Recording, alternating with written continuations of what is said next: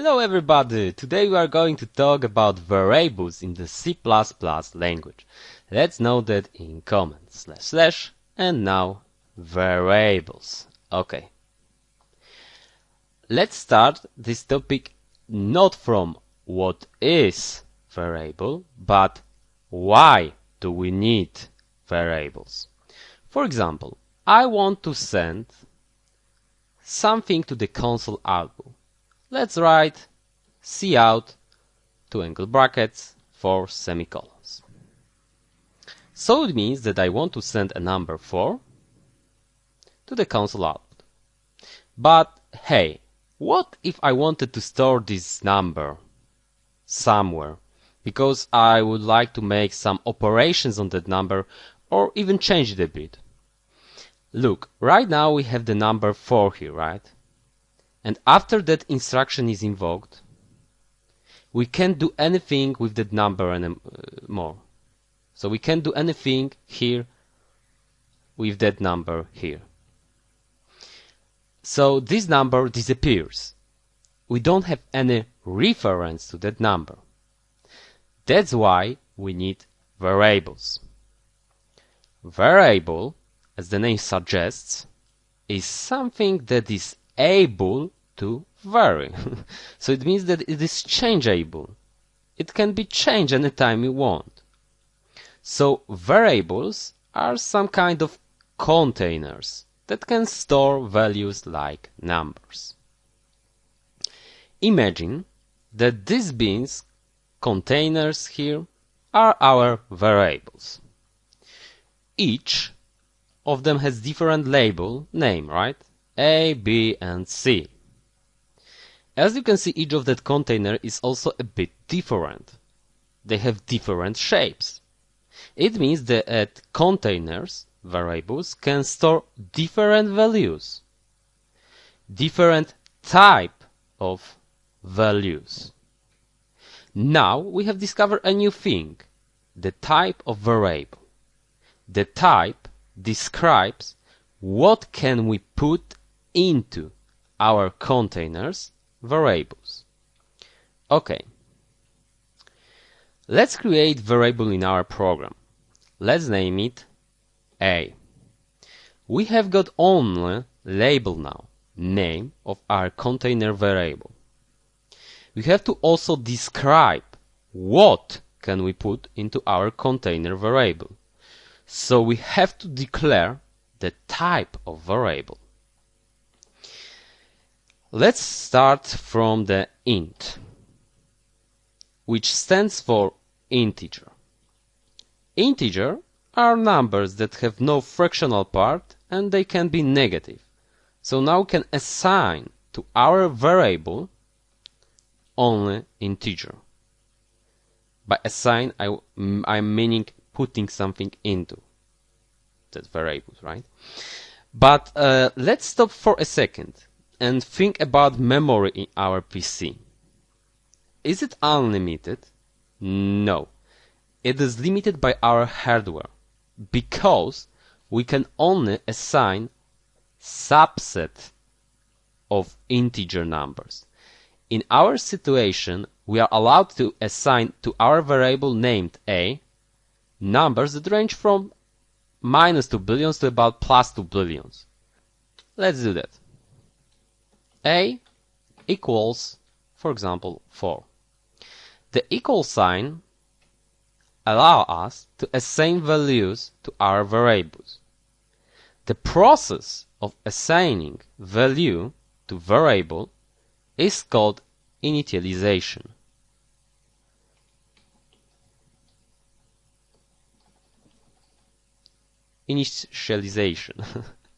Okay.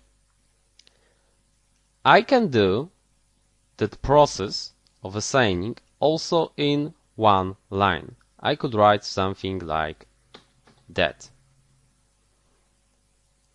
I will comment that thing here. Okay.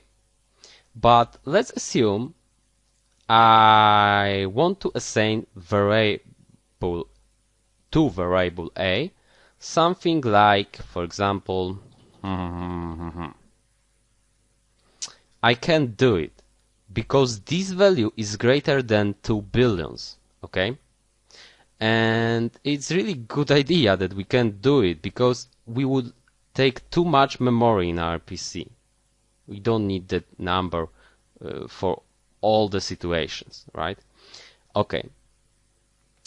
Now I will say something very important. When you look at any book, what is the easiest way to find something inside? If I give you, for example, one section of book, or even only one word, and I will tell you to find this section inside a book that has 1000 pages, I'm sure it will take you a very long time to complete the task, right? What about the same situation, but now I'm giving you the number of page? You will find it probably almost instantly, right? In programming world, that situation is almost the same. The section word in our program is called label or name of variable, right? The page number is called address. Address. Okay. So by using variable address, we can get to values faster. But this is a bit advanced topic, and it is connected with pointers. We'll explain it later very precisely. But now I want you to know how to get address of variable. In order to do it, we have to write something like ampersand. It's ampersand. And let's do it in another line. Ampersand, and now the name of variable. Okay. Let's send that things to the console output. Let's do something like that now. Cout and cout ampersand a. Now let's build it. And as we can see, we have everything in one line. So we will add here something like and all. L stands here for line, so that thing here is indicating the end of line, and it's adding the enter at the end, right? So now when I build it, as you can see, we have in 2 lines 4. In the first line there is 4, right? And in the second line we have the address of that 4. So we have the address of the variable. When we write something like a, we are declaring variable. Declaring means that we are informing compiler that there will be somewhere in our program something named in our situation a. When we write something like int a, in the C++ language, we are also defining variable. Defining means declaring, and in addition to this, we are also reserving, allocating space in memory. In our situation, we are allocating space for the variable that is integer, right? Int allocates 4 bytes of memory. 1 byte is 8 bits. So we are allocating 32 of bits in PCs and memory. Bits are zeros or one signs. So we are allocating in one sequence somewhere in our memory 32 places that can be filled with 0 or 1s. As I said in the first lesson, that sequence of 0 and 1s can be translated to our language, or our language can be translated to that sequence, right? And as I said earlier, variable values can be changed anytime. In the second lesson, I was talking a lot about that compiler is reading everything from the top to the bottom, right? So if I write something like that, and I will copy that thing, what will our compiler do now? Let's start from the beginning, because our compiler is doing it that way. So our compiler is including the IOStream library. It will use the std namespace, and then it will invoke the main function. In that line, int a equals 4, our compiler will be informed about existence of variable named a. It will also allocate somewhere 4 bytes of memory, and because of initialization, that equal sign, right? It will change sequence of 0 and 1s to represent number 4 in our PC language, right? After compiler will print to the console output value and address of our variable here.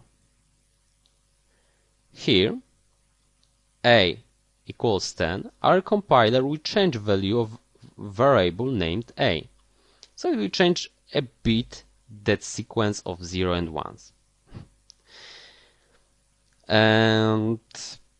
But it won't change the address of variable, of course, right?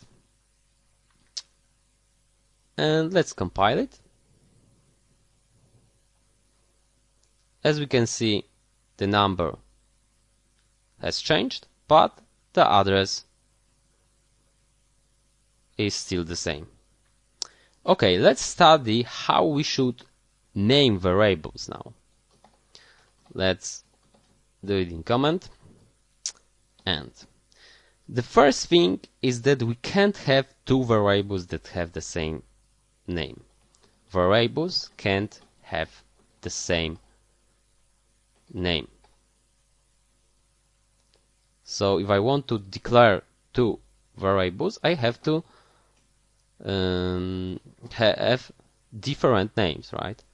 That way we can run our program, but we can do something like that. Error. Redeclaration of int a, right? We can do something like that. We can start the name of variable from the number, but we can use numbers in other places. So variables can't start from the number. Let's check it out. I try to create int, and now I do something like, for example, that, right? I'm trying to build it, and I can't do it, but I can do it that way. Easy. Okay. We can't use spaces, but we can use underscores.